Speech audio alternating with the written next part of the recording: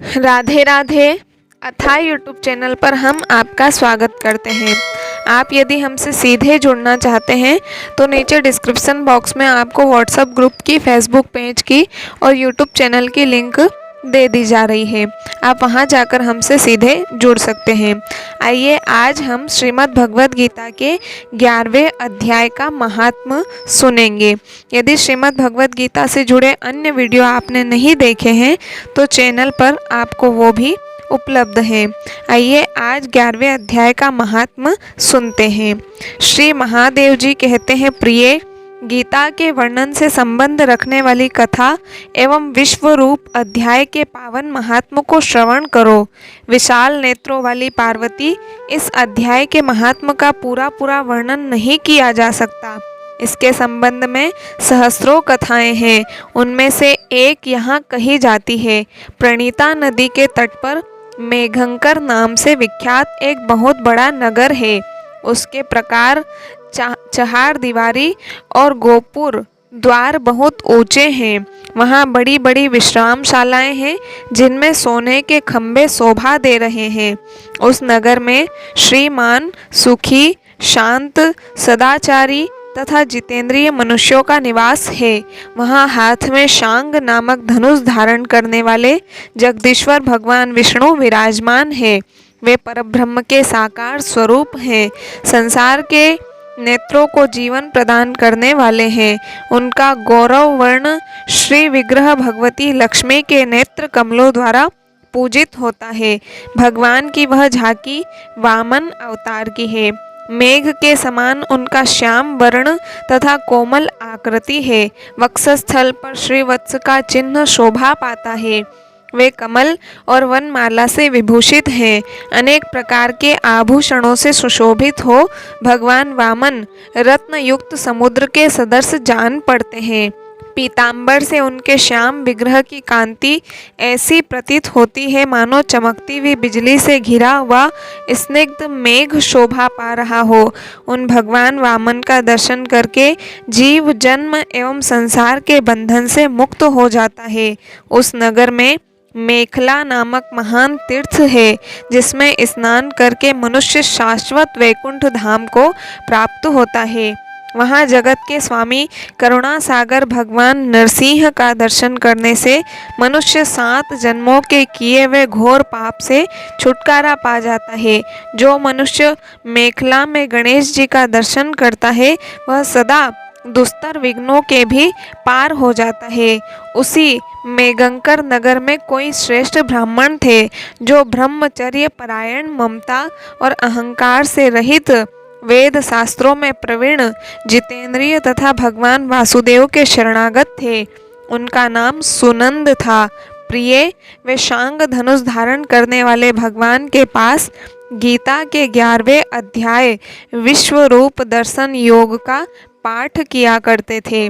उस अध्याय के प्रभाव से उन्हें ब्रह्म ज्ञान की प्राप्ति हो गई थी। परमानंद संदोह से पूर्ण उत्तम ज्ञानमयी समाधि के द्वारा इंद्रियों के अंतर्मुख हो जाने के कारण वे निश्चल स्थिति को प्राप्त हो गए थे और सदा जीवन मुक्त योगी की स्थिति में रहते थे। एक समय जब बृहस्पति सिंह राशि पर स्थित थे, महायोगी सुनंद ने गोदावरी तीर्थ की यात्रा आरंभ की। वे क्रमशः विरज तीर्थ, तारा तीर्थ, कपिला संगम, अष्ट तीर्थ, कपिला द्वार, नरसिंहवन, अंबिकापुरी तथा कर स्थानपुर आदि क्षेत्रों में स्नान और दर्शन करते हुए विवाह मंडप नामक नगर में आए। वहाँ उन्होंने प्रत्येक घर में जाकर अपने ठहरने के लिए स्थान मांगा, परंतु कहीं भी उन्हें स्थान नहीं मिला। अंत में गांव के मुखिया ने उन्हें एक बहुत बड़ी धर्मशाला दिखा दी। ब्राह्मण ने साथियों सहित उसके भीतर जाकर रात में निवास किया। सवेरा होने पर उन्होंने अपने को तो धर्मशाला के बाहर पाया, किंतु उनके और साथी नहीं दिखाई दिए। वे उन्हें खोजने के लिए चले। इतने में ही ग्रामपाल मुखिए से उनकी भेंट हो गई। ग्रामपाल ने कहा, मुनिश्रेष्ठ, तुम सब प्रकार से दीर्घायु जान पड़ते हो। सौभाग्यशाली तथा पुण्यवान पुरुषों में तुम सबसे पवित्र हो, तुम्हारे भीतर कोई लोकोत्तर प्रभाव विद्यमान है। तुम्हारे साथी कहाँ गए और कैसे इस भवन से बाहर हुए, इसका पता लगाओ। मैं तुम्हारे सामने इतना ही कहता हूँ कि तुम्हारे जैसा तपस्वी मुझे दूसरा कोई नहीं दिखाई देता। विप्रवर, तुम्हें किस महामंत्र का ज्ञान है, किस विद्या का आश्रय लेते हो तथा किस देवता की दया से तुम्हें अलौकिक शक्ति आ गई है। भगवान, कृपा करके इस गांव में रहो, मैं तुम्हारी सब सेवा शुश्रूषा करूंगा। यूं कहकर ग्रामपाल ने मुनीश्वर सुनंद को अपने गांव में ठहरा लिया। वह दिन रात बड़ी भक्ति से उनकी सेवा टहल करने लगा। जब 7-8 दिन बीत गए तब एक दिन प्रातः काल आकर वह बहुत दुखी हो महात्मा के सामने रोने लगा और बोला, हाय, आज रात में राक्षस ने मुझ भाग्यहीन के बेटे को चबा लिया है। मेरा पुत्र बड़ा ही गुणवान और भक्तिमान था। ग्रामपाल के इस प्रकार कहने पर योगी सुनंद ने पूछा, कहाँ है वह राक्षस और किस प्रकार उसने तुम्हारे पुत्र का भक्षण किया है। ग्रामपाल बोला, ब्राह्मण, इस नगर में एक बड़ा भयंकर नरभक्षी राक्षस रहता है। वह प्रतिदिन आकर इस नगर के मनुष्यों को खा लिया करता था। तब एक दिन समस्त नगर वासियों ने मिलकर उससे प्रार्थना की, राक्षस, तुम हम सब लोगों की रक्षा करो, हम तुम्हारे लिए भोजन की व्यवस्था किए देते हैं। यहाँ बाहर के जो पथिक रात में आकर नींद लेने लगे उनको खा जाना। इस प्रकार नागरिक मनुष्यों ने गांव के मुझ मुखिया द्वारा इस धर्मशाला में भेजे हुए पथिकों को ही राक्षस का आहार निश्चित किया। अपने प्राणों की रक्षा के लिए ही उन्हें ऐसा करना पड़ा। तुम भी अन्य राहगीरों के साथ इस घर में आकर सोए थे, किंतु राक्षस ने उन सबों को तो खा लिया, केवल तुम्हें छोड़ दिया है। द्विजोत्तम, तुमने ऐसा क्या प्रभाव किया है, इस बात को तुम ही जानते हो। इस समय मेरे पुत्र का एक मित्र आया था, किंतु मैं उसे पहचान न सका। वह मेरे पुत्र को बहुत ही प्रिय था, किंतु अन्य राहगीरों के साथ उसे भी मैंने उसी धर्मशाला में भेज दिया। मेरे पुत्र ने जब सुना कि मेरा मित्र भी उसमें प्रवेश कर गया है, तब वह उसे वहां से ले आने के लिए गया, परंतु राक्षस ने उसे भी खा लिया। आज सवेरे मैंने बहुत दुखी होकर उस पिशाच से पूछा, ओ दुष्टात्मन, तूने रात में मेरे पुत्र को भी खा लिया। तुम्हारे पेट में पड़ा हुआ मेरा पुत्र जिससे जीवित हो सके, ऐसा कोई उपाय यदि हो तो बताओ। राक्षस ने कहा, ग्रामपाल, धर्मशाला के भीतर घुसे हुए तुम्हारे पुत्र के न जानने के कारण मैंने भक्षण किया है। अन्य पथिकों के साथ तुम्हारा पुत्र भी अनजान में ही मेरा ग्रास बन गया है। वह मेरे उदर में जिस प्रकार जीवित और रक्षित रह सकता है, वह उपाय स्वयं विधाता ने ही कर दिया है। जो ब्राह्मण सदा गीता के 11वें अध्याय का पाठ करता हो, उसके प्रभाव से मेरी मुक्ति होगी और मरे हुओं को पुनः जीवन प्राप्त होगा। यहाँ कोई ब्राह्मण रहते हैं जिनको मैंने एक दिन धर्मशाला से बाहर कर दिया था। वे निरंतर गीता के 11वें अध्याय का जप किया करते हैं। इस अध्याय के मंत्र से 7 बार अभिमंत्रित करके यदि वे मेरे ऊपर जल का छींटा दे तो निसंदेह मेरा शाप से उद्धार हो जाएगा। इस प्रकार उस राक्षस का संदेश पाकर मैं तुम्हारे निकट आया हूँ।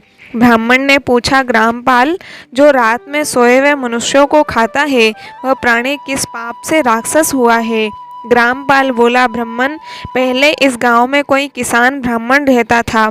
एक दिन वह अगहनी के खेत की क्यारियों की रक्षा करने में लगा था। वहां से थोड़ी ही दूर पर एक बहुत बड़ा गिद्ध किसी राही को मारकर खा रहा था। उसी समय एक तपस्वी कहीं से आ निकले जो उस राही को बचाने के लिए दूर से ही दया दिखाते आ रहे थे। गिद्ध उस राही को खाकर आकाश में उड़ गया। तब तपस्वी ने कुपित होकर उस किसान से कहा, ओ दुष्ट हलवाहे, तुझे धिक्कार है, तू बड़ा ही कठोर और निर्दयी है। दूसरे की रक्षा से मुंह मोड़कर केवल पेट पालने के धंधे में लगा है। तेरा जीवन नष्ट प्राय है। अरे, जो चोर, दाढ़ वाले जीव, सर्प, शत्रु, अग्नि, विष, जल, गिद्ध, राक्षस, भूत तथा बेताल आदि के द्वारा घायल हुए मनुष्यों की शक्ति होते हुए भी उपेक्षा करता है, वह उनके वध का फल पाता है। जो शक्तिशाली होकर भी चोर आदि के चंगुल में फंसे हुए ब्राह्मणों को छुड़ाने की चेष्टा नहीं करता, वह घोर नरक में पड़ता और पुनः भेड़िए की योनि में जन्म लेता है। जो वन में मारे जाते हुए तथा गृध्र और व्याघ्र की दृष्टि में पड़े हुए जीव की रक्षा के लिए छोड़ो छोड़ो की पुकार करता है, वह परम गति को प्राप्त होता है। जो मनुष्य गौओं की रक्षा के लिए व्याघ्र, भील तथा दुष्ट राजाओं के हाथ से मारे जाते हैं, वे भगवान विष्णु के उस परम पद को पाते हैं जो योगियों के लिए भी दुर्लभ है। सहस्त्र अश्वमेध और 100 वाजपेय यज्ञ मिलकर शरणागत रक्षा की 16वीं कला के बराबर भी नहीं हो सकते। दीन तथा भयभीत जीव की उपेक्षा करने से पुण्यवान पुरुष भी समय आने पर कुंभीपाक नामक नरक में पकाया जाता है। तूने दुष्ट गिद्ध के द्वारा खाए जाते हुए राही को देखकर उसे बचाने में समर्थ होते हुए भी जो इसकी रक्षा नहीं की, इससे तू निर्दयी जान पड़ता है, अतः तू राक्षस हो जा। हलवाहा बोला, महात्मन, मैं यहाँ उपस्थित अवश्य था, किंतु मेरे नेत्र बहुत देर से खेत की रक्षा में लगे थे, अतः पास होने पर भी गिद्ध के द्वारा मारे जाते हुए इस मनुष्य को मैं नहीं जान सका, अतः मुझ दीन पर आपको अनुग्रह करना चाहिए। तपस्वी ब्राह्मण ने कहा, जो प्रतिदिन गीता के 11वें अध्याय का जप करता है, उस मनुष्य के द्वारा अभिमंत्रित जल जब तुम्हारे मस्तक पर पड़ेगा, उस समय तुम्हें शाप से छुटकारा मिल जाएगा।